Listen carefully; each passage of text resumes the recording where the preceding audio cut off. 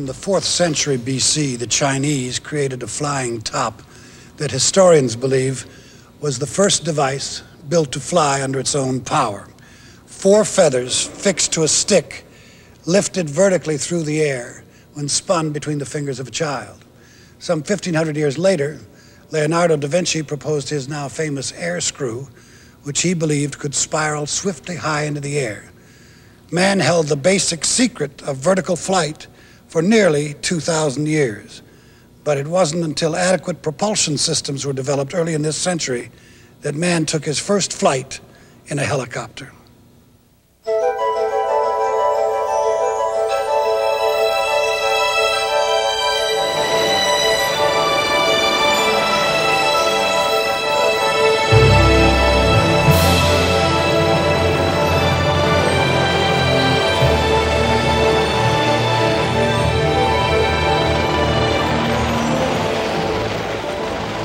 No weapon packs as much firepower in so versatile a package as the helicopter.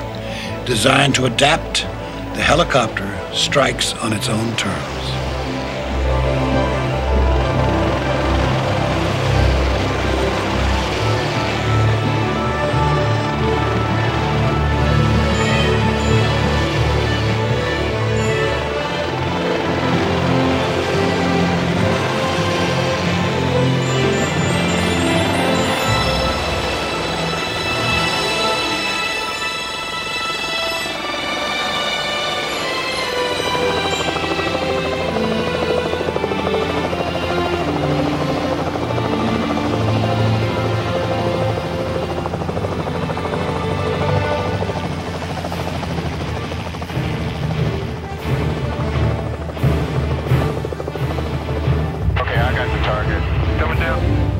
Bedtime.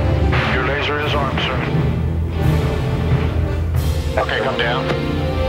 Okay, you got a target right there. Roger. Let me go on. Good Hellfire. That's a new target. You got somebody on the ground. For a handoff. I'm going to see if I can get you something. Spot's on. Okay, I think we're on set. And Team 2 will be covering egress with Roger. There's 6-1, I got 8 left. Use them on the egress. South of Team 2 fire. Roger. Nice shot. 3, 2, 1. Fire. 3 is step. They're gone, sir. We're out of here. Packing the punch of an artillery battery, the tank-busting attack helicopter is the most lethal rotary wing aircraft. In the battlefield, the helicopter has the advantage of being able to hide, hover, stalk its prey, ambush its prey. A fixed-wing fighter aircraft, a ground attack aircraft, usually can only make one pass at a target. The helicopter has the ability to be agile, to use the earth, the folds in the earth, trees, and other obstructions, to be able to sneak up on its enemy, fire its missiles, and retreat. Although it was designed in the late 70s, the Apache is basically the world's leading state-of-the-art attack helicopter. It's capable of carrying up to 16 Hellfire guided missiles with a range of 8 kilometers. It can operate in most weather conditions, most ground conditions.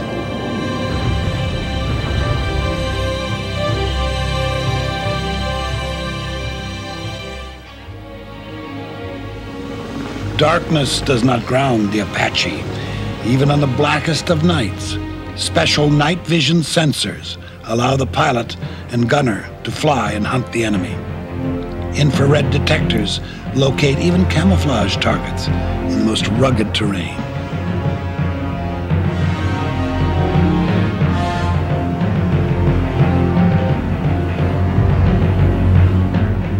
The Apache's 30mm chain gun can blast 600 rounds a minute into enemy armor. Sighting is exceptionally easy. The gunner has only to look at the target, and the gun tracks his line of sight automatically. But the Apache isn't built to be just an offensive weapon. It's built to be a survivable weapon. The modern helicopter are flying black boxes full of defense suppression equipment, electronic warfare equipment. They're armor-plated. They have their systems duplicated and sometimes triplicated in order to survive being hit. It can run for 30 minutes without oil in its gearbox. The unmatched speed of the Apache comes from the two turbine engines that drive its rotors, the same type of engines that power jet fighters. The Apache is the high point so far of that helicopter development, and it brings to the scene enormous number of advantages that are really not related to helicopters, but instead to the science of computers and the science of materials. Materials which are strong enough to serve as armor, but light enough to be effective in a helicopter. The lightweight armor that protects the Apache's two-man crew is not steel, not a metal of any kind, but a composite of boron carbide and Kevlar fibers, the same material used to make a soldier's helmet.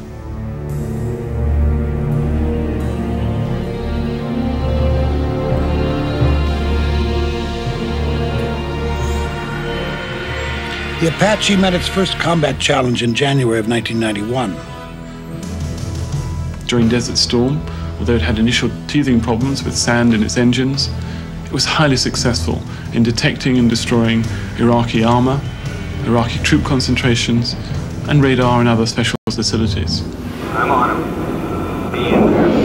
Come on, forward and fly. Looking big, guys. That was a cheap right there. Roger, you got a spot? All right, good shot. Find another one. Got one left. Go vehicles, everything. Okay, I have a tank for you. Ready? I wasn't told everything down. My form. Got it. Give me another one. There's about 3 kilometers into the drive. That's 4 or 5 feet.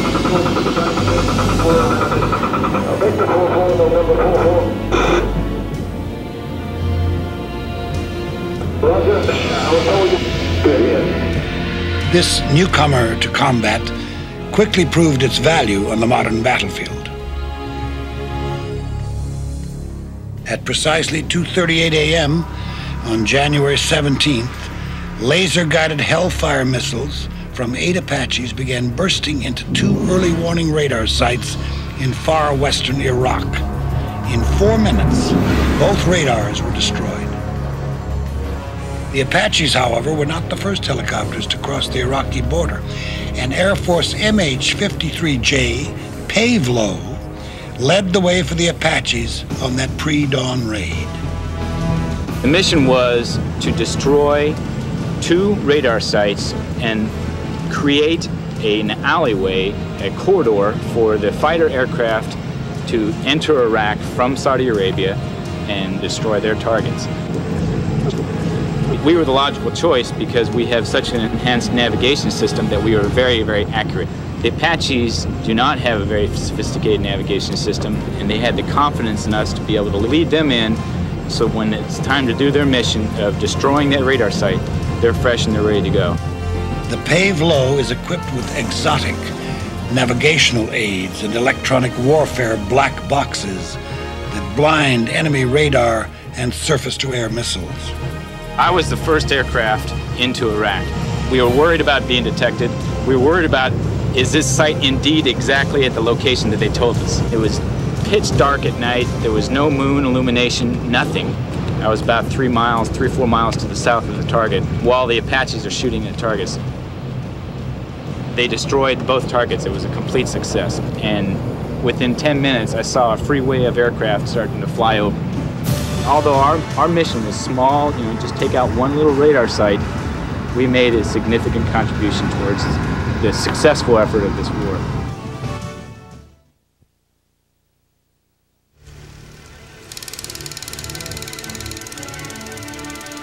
The fighting helicopters of Desert Storm in 1991 grew from the tenacious struggles of early visionaries. Some of these flying machines indeed hovered above the ground, but none had the control to make them practical.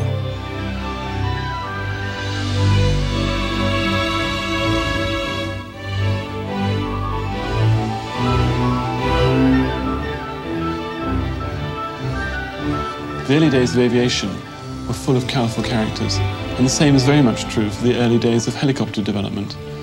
In the late 1930s and 1940s, there were a host of characters, particularly in the United States, all wanting to conquer the problems of vertical takeoff and landing.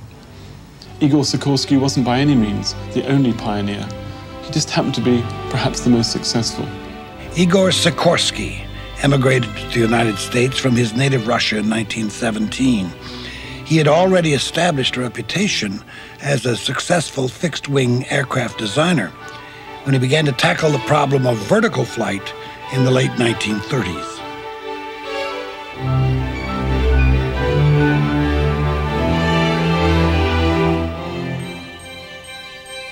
By the spring of 1941, Sikorsky had overcome most of the obstacles that hampered earlier inventors, but the unpredictability of his VS-300 did not dampen his enthusiasm for the helicopter. I remember a good friend of mine and a very prominent designer, scientist in aviation asked, when would the helicopter go faster than the airplane? Do you know that? I said, yes, I know. The answer is never. When would the helicopter be more efficient than the airplane? Do you know that? I also said, yes, I know that. Never. But I said that helicopter will do a number of jobs which no airplane will do, and which in fact nothing else will do except the helicopter. So that the idea that a vertical lift aircraft type, that was one of my dreams. I wanted to do that as long as I'm alive. What kind of a gadget or machine can give you unlimited freedom of transportation? Every test flight, successful or not, led to further refinements in the stability of his invention. The key to his success was understanding the relationship between the main rotor and the single tail rotor. The mechanism that Sikorsky pioneered to control the pitch of these blades is still used today.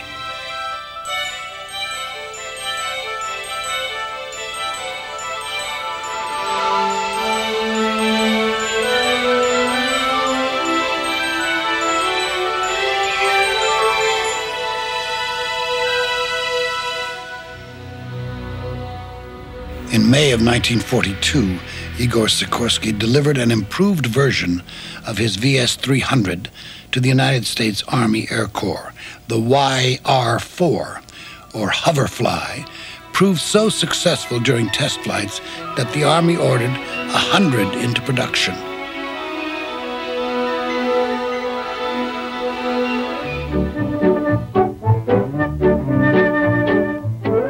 That's a great idea, this helicopter, and it works. A craft that flies forward, backward, sideways, rises and drops like an elevator. It turns as easily as your car. The extent of its uses is boundless. Perhaps you can suggest a few more. Shoot 'em in. We'll have the helicopter pick 'em up. We had to hold on to this thing to make sure that it would do what we wanted it to. You never dared let go of the controls. You never dared take your eye off the horizon, which is all you could fly by. There weren't any instruments, any flight instruments. The worst thing was learning how to hover. And learning how to hover is sort of like learning how to ride a bicycle at very slow speed. You can do it after a little practice. And what you try to do is to hold it still, and it starts to drift. There's a gust of wind or something moves you sideways, and so you correct, and zoom, off you go the other direction, and then you come back. And we used to see this very dangerous being on the flight strip during those days, because these things would be zooming all over the place. People, the pilots, or the student pilots, overcorrecting.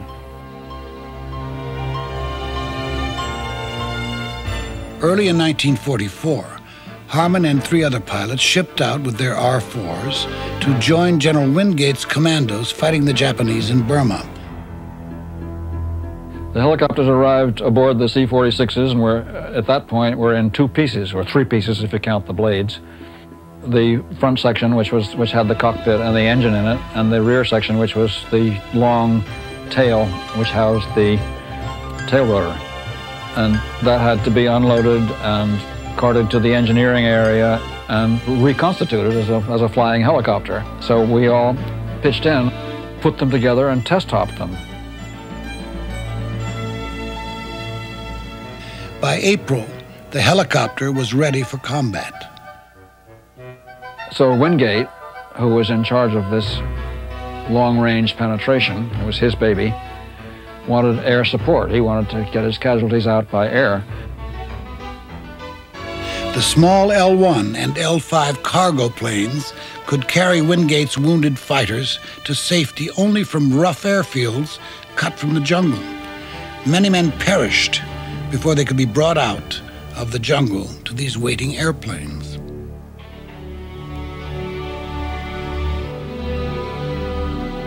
On April 21st, when an L-1 loaded with 3 wounded soldiers and piloted by 𝘬𝙧𝙪𝙩𝙧𝙘 crashed in the middle of Japanese-held territory, Wingate called for a helicopter to rescue these men. Immediately, Carter Harmon wrestled his fragile R-4 unarmed deep into Burma to bring out the surrounded survivors. After a while, I turned up there. So I landed, Murphy came rushing out, yanks open the door, and he says, "You look like an angel." And that surprised me. I mean, I knew that he wanted to get out of there, and I knew that I was going to take him out, probably. But I was surprised that he felt so strongly about it. I didn't feel strongly. I felt that I was just going to do that, and I wanted to get it done. More than anything else, I wanted to just get it done. I didn't feel that I was making history or that I had risked my life. I didn't feel that. But it felt, you know, that I was part of the whole sequence of events, with Sikorsky thinking this is a good machine for rescuing people. And I went ahead and I showed that it could be done in his machine. I mean, people say, would I do the same thing again? And I certainly wouldn't, because I know too much now. And when you're in your 20s, you think you're going to live forever. You just can't imagine being splashed all over the tarmac or shot in the ass or something. One of these things. You don't know enough to get scared, I think. During the Korean War, hundreds of helicopters clattered into the air on life-saving missions of mercy. With confidence in their newly combat-proven machines, some adventurous air crews rigged rocket pods and machine guns to the chopper's skids. When they glided over the battlefield, they discovered a new weapon of unmatched firepower and agility.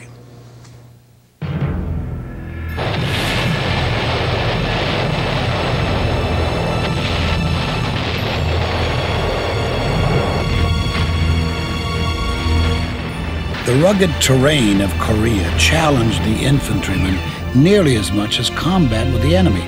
The steep hills, deep valleys made for miserable obstacles that confronted the soldier at every step. Movement of troops was slowed by the lack of passable roads and bridges. Many units reached their positions exhausted by the arduous march.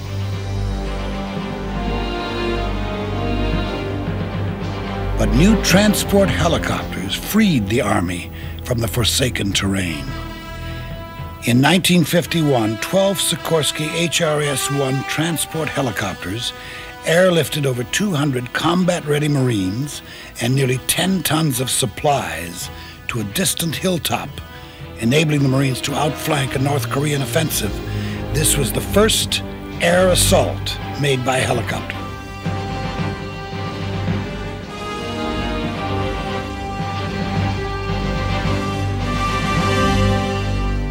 As soon as the fresh combat troops disembarked, the wounded men were placed aboard and flown to hospitals for treatment.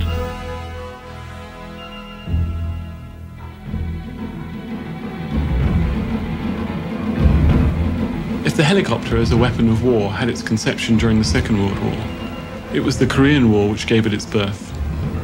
Everyone's familiar with the sight of helicopters in the opening sequence of the MASH television program. Those Bell 47s, flown by US Army pilots, ferried many hundreds of wounded soldiers back from the battlefield, sent them to mobile hospitals which saved their lives.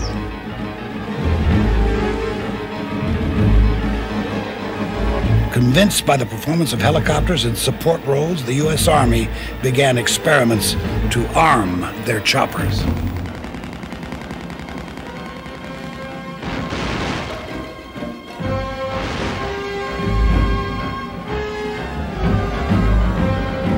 Larger transports like the Sikorsky Choctaw could carry 18 soldiers into combat at 120 miles an hour.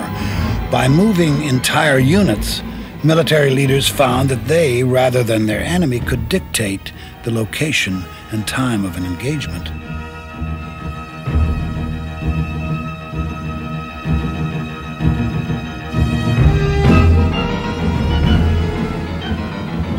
With sufficient helicopters, an army could enter combat prepared to fight. The impact of the helicopter was growing rapidly. Troop landings were carried out using helicopters, resupply missions using helicopters, and most of all, probably, the rescue of downed aircrew. Even operations behind enemy lines were carried out by helicopters. The Korean War gave the helicopter a kick-start into modern warfare.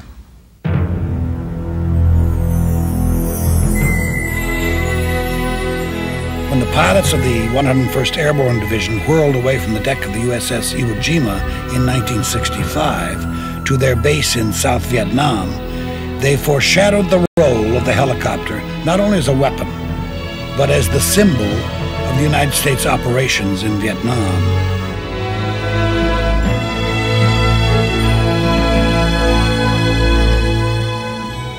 If the helicopter was born in the Korean War, then it certainly came of age in Vietnam. Vietnam was a helicopter war, whether it was US Army, US Navy, US Marine Corps, US Air Force. All the forces used helicopters. Initially, the helicopter was used in a support role, carrying men and materiel to mountain outposts and small clearings in the jungle. Later during the conflict, they were adapted to carry weapon systems, guns, cannons, rockets and missiles, to give fire support to the troops on the ground, and also to protect the troop-carrying helicopters. If the Jeep was the all-purpose vehicle of World War II, then the UH-1 deserves that title in Vietnam. The UH-1 was the first production helicopter to fly with a gas turbine engine. Vietnam presented the soldier with many of the same problems he faced in Korea. The terrain restricted movement of troops and supplies. The Mekong River flooded the coastal plain of the south, and monsoons dumped 100 inches of rain over most of the country. Roads between major cities were often nothing more than footpaths. The Huey, as it was nicknamed from its original designation of HU-1, was built as a medical evacuation helicopter. The Huey is credited with completing nearly 500,000 medical evacuations during the war. Early in the war, helicopter tactics were applied inconsistently.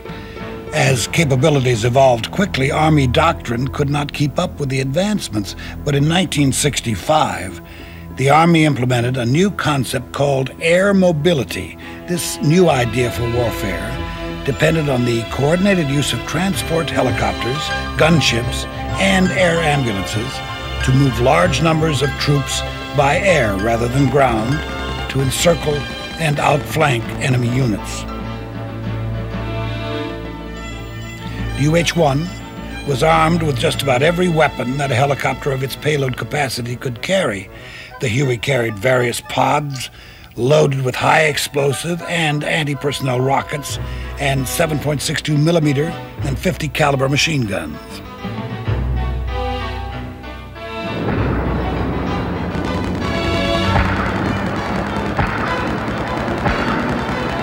The Huey proved very capable as a gunship.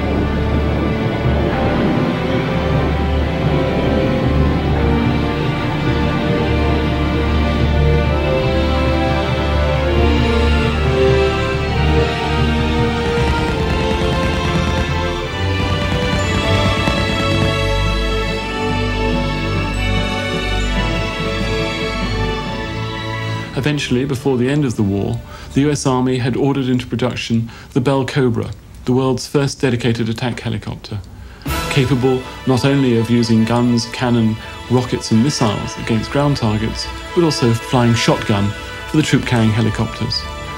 Its two-man crew were protected by armor, it was fairly agile, and it had the speed to be able to negotiate and get out of difficult firefight situations.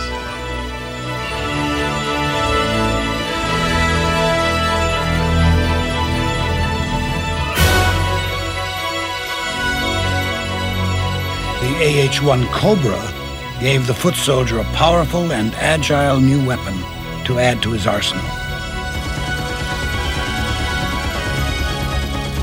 Vietnam showed that the helicopter was a capable weapon system, was a capable transport, that armies couldn't really command the battlefield without it.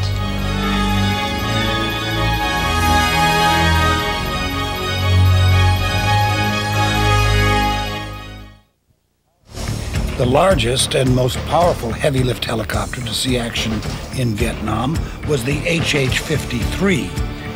In the hands of the Aerospace Rescue and Recovery Service, the Super Jolly Green Giants entered dangerous enemy airspace over 1,200 times to pull downed pilots to safety.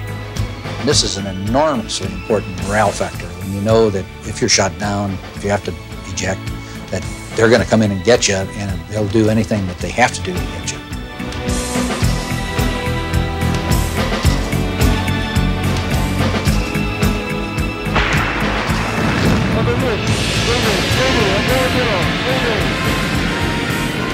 After the aircraft flew up around me, I thought I was dead at first right there. You get that feeling, all of a sudden you're just dead. And when I got on the ground, I thought about that and what I was going to do next. Six is down right over here on the other side of the trail.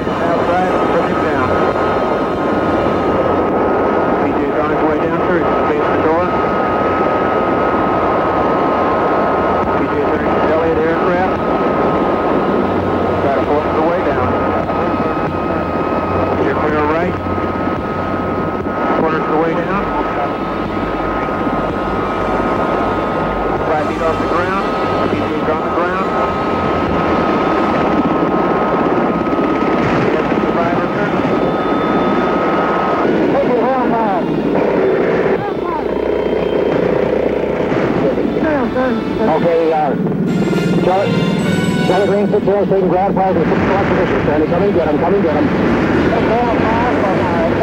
From the ridge line. Roger, taking ground fires in 7 o'clock position from the ridge line. Come and get him, Sandy.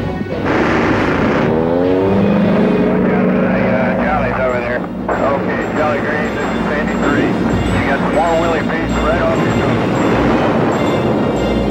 Look at the fireworks. Yeah, okay, good looking. Ground fires in 3 o'clock.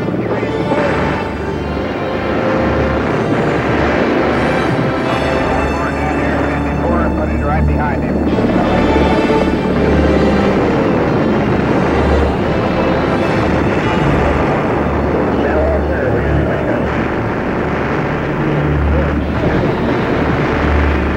Hold your hover. Hold your hover. Hold your hover. Taking out the slack. Hold your hover. Hold your hover. Hold your hover. Slack down. Survivor's coming up. Hold your hover, babe. Hold your hover. Looking good. Hold your hover. Hold your hover. Survivor's coming up. It's about 10 foot off the ground. Hold your hover.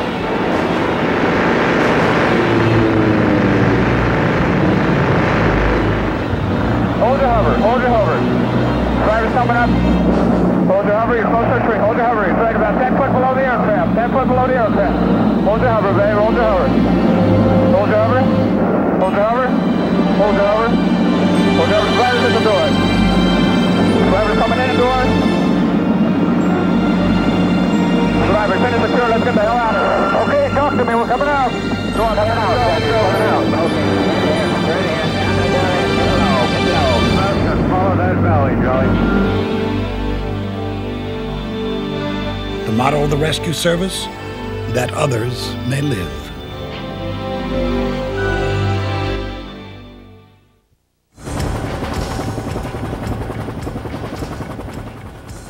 I'm Captain 𝘽𝙧𝙪𝙩𝙧𝙘𝙀, flying a UH-1 helicopter today for the Air Force. We're flying with the 3247 Test Squadron.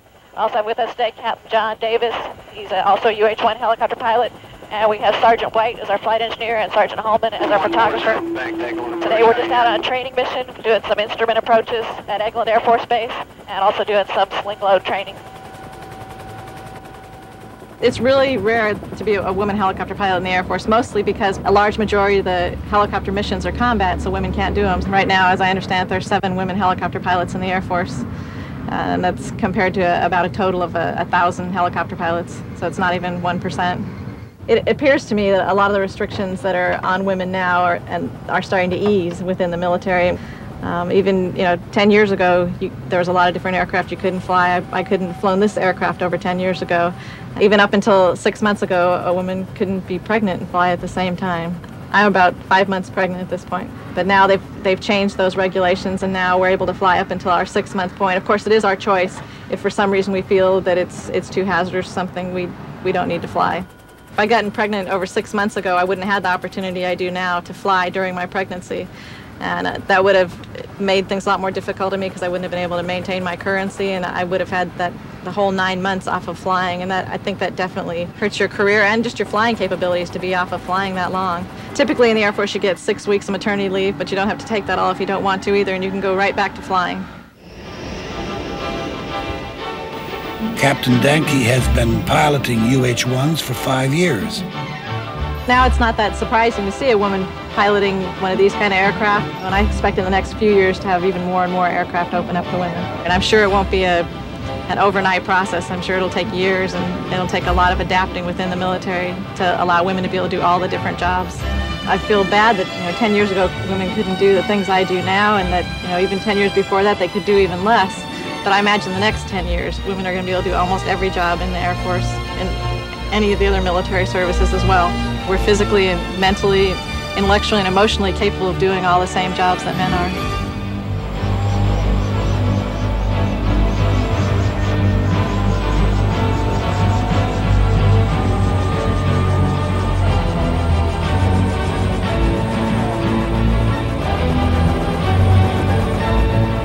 Her mission for the 3246th Test Wing involves flying a variety of sensors and cameras in the bay of her helicopter that record the performance of prototype weapons being test-fired from other aircraft. Well, I initially wanted to fly a helicopter because I felt that I could do somebody some good, maybe could save a life. Like, I think all of us grew up in my age group anyway, seeing the Hueys were the people that were in there rescuing the downed pilots in Vietnam and things like that. And that's initially why I liked helicopters. She rekindled the spirit of those pilots one Sunday afternoon in 1988. I was stationed at Ramstein Air Base, a little bit southwest of Frankfurt in Germany. We were sitting alert during the Ramstein Air Show, and we happened to be there when they had the crash of the Tricolore. Ladies and gentlemen, the cardioid break by Italian Air Force, Tricolore.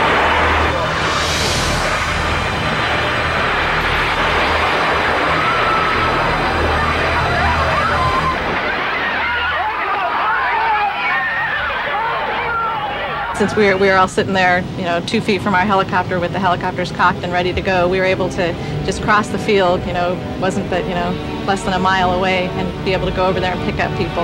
I've never seen human bodies in that condition before, and I've never heard people yelling the way they were and things. There were, small children that had been very badly burnt, and they were just carrying them onto the helicopter. And I don't think you really got a chance to think about it till after the event, because during the event you just thought, how fast can we get these people to the hospital? Each of our 2 helicopters were probably able to take 5 or 6 loads of people. We weren't equipped with any medical equipment.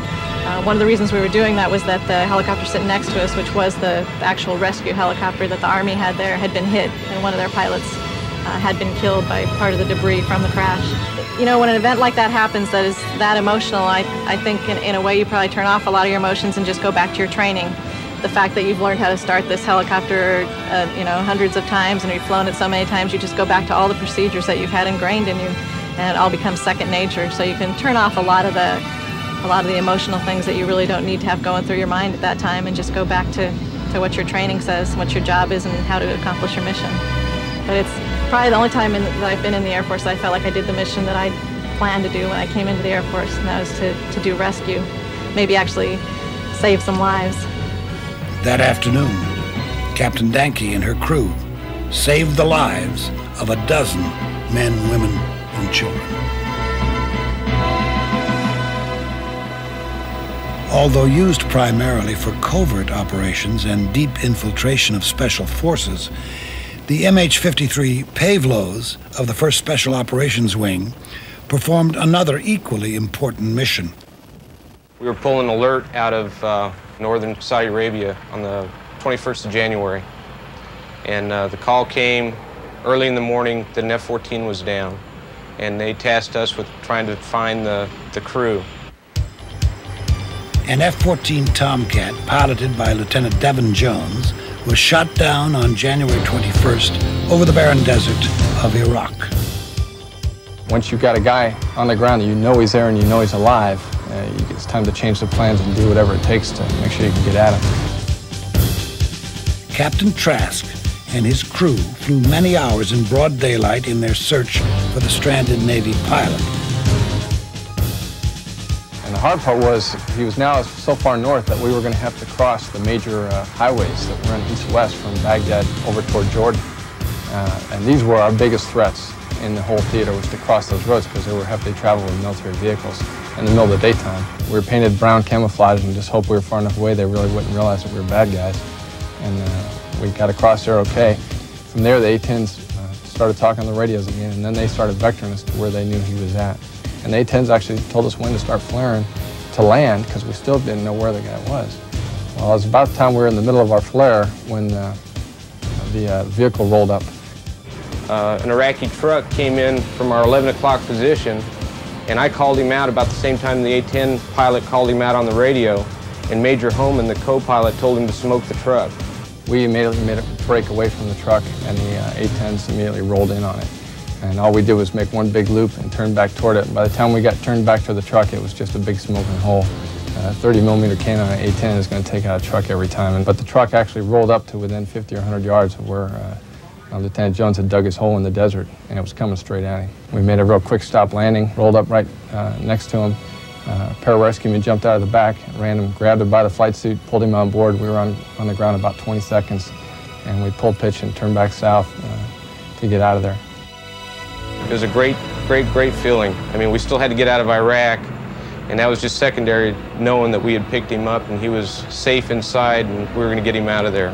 He came up to the cockpit and stuck his head in there, with a big grin on his face, and patted everybody on the shoulder. That was a pretty good feeling. I was glad to be a part of it. We all were proud. I mean, we got one of our guys back.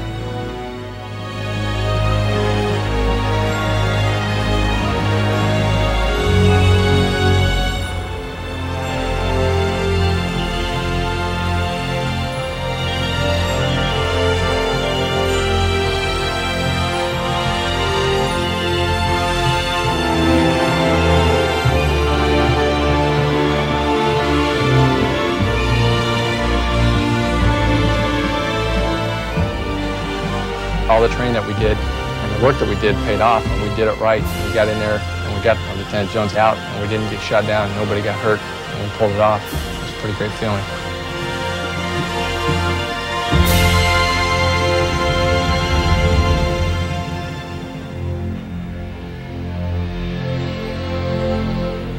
In 1909, Wilbur Wright wrote in a Dayton newspaper that, like all novices, we began with the helicopter, but soon saw that it had no future and dropped it.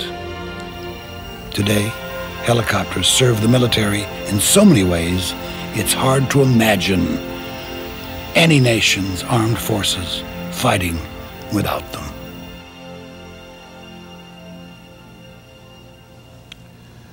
When considering its mission, the modern attack helicopter, with its incredible agility and ability to deliver awesome firepower, bears more resemblance to an aerial tank than it does to Igor Sikorsky's early egg beater.